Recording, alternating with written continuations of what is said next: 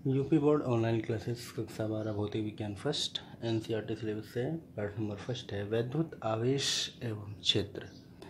कक्षा 12 भौतिक विज्ञान first NCERT UP board online classes physics का चैप्टर नंबर फर्स्ट है वैद्युत आवेश एवं क्षेत्र। वैद्युत क्षेत्र की पहले बात करेंगे। जो वैद्युत क्षेत्र है, वैद्युत क्षेत्र क्या होता है, ठीक है। और वैद्युत आवेश, वैद्युत आवेश पहला पॉइंट यहाँ पे बनेगा।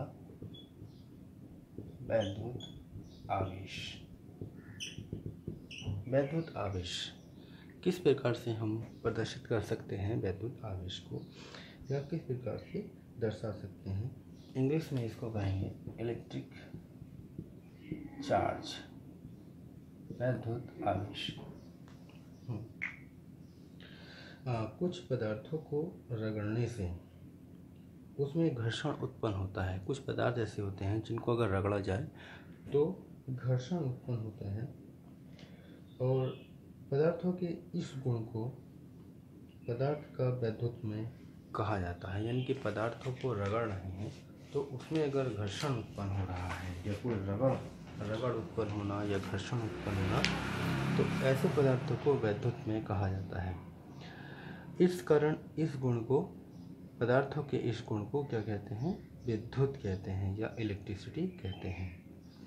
वैद्युत में पदार्थों में आवेश होता है। वैद्युत में पदार्थों को आवेशित पदार्थ भी कहा जाता है।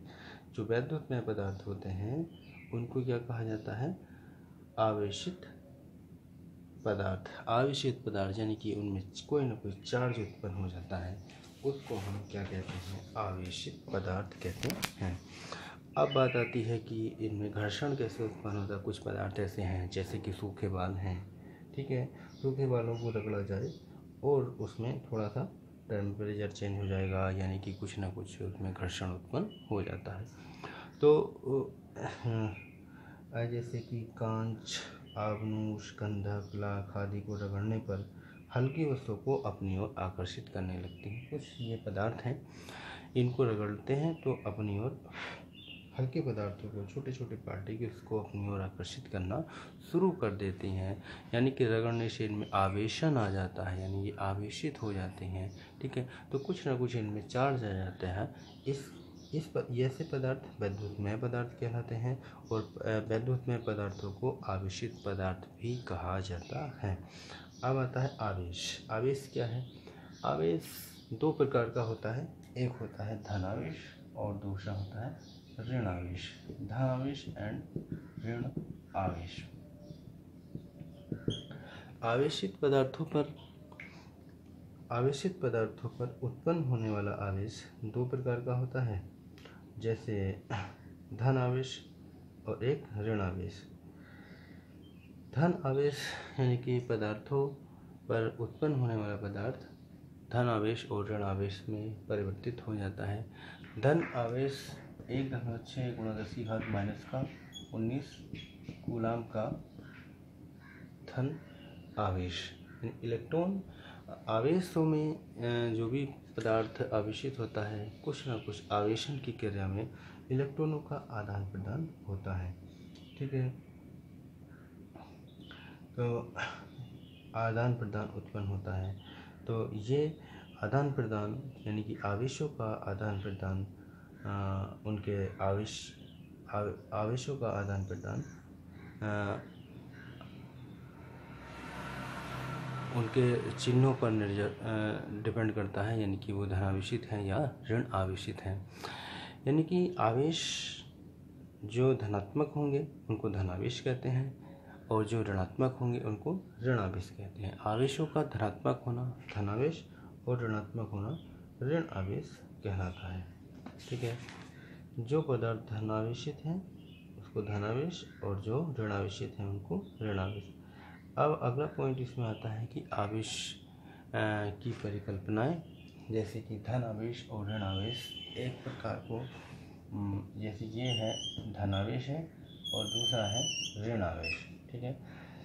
धनावेश और ऋणावेश अगर बराबर क्वांटिटी के हैं या बराबर मात्रा में हैं तो एक दूसरे को विद्युत उदासीन कर देते हैं, ठीक है।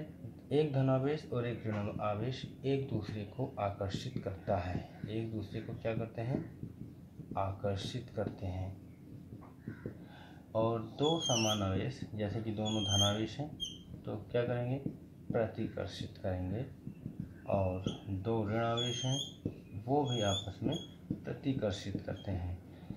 यानी कि आवेशों में ये देखा गया है कि विपरीत आवेश, यानी कि जैसे धन और ऋण एक साथ रखे जाएं तो एक दूसरे को आकर्षित करेंगे, और दोनों धन हो तो भी प्रतिकर्षित करते हैं, और दोनों ऋण आवेश हों तो भी एक दूसरे को प्रतिकर्षित करते हैं। प्रतिकर्षित मतलब दूर हटा देते हैं, अपने आप से दूर धकेल देते हैं।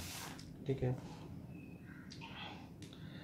समान आवेश एक दूसरे को आकर्षित करते हैं, समान आवेश एक दूसरे को प्रतिकर्षित करते हैं, और विपरीत आवेश एक दूसरे को आकर्षित करते हैं। कुछ पदार्थ ऐसे होते हैं जो आवेशहीन होते हैं, जिनमें कोई भी आवेश नहीं होता है, उनको हम कहते हैं विद्युत उदासीन। विद्युत उदासीन वो होते हैं वे पदार्थ जिन पर किसी भी प्रकार का कोई आवेश नहीं होता, वे पदार्थ विद्युत उदासीन पदार्थ कहलाते हैं। ठीक है। आवेशहीन को अनचार्ज या विद्युत उदासीन यानी कि इलेक्ट्रिकली न्यूट्रल पदार्थ कहते हैं।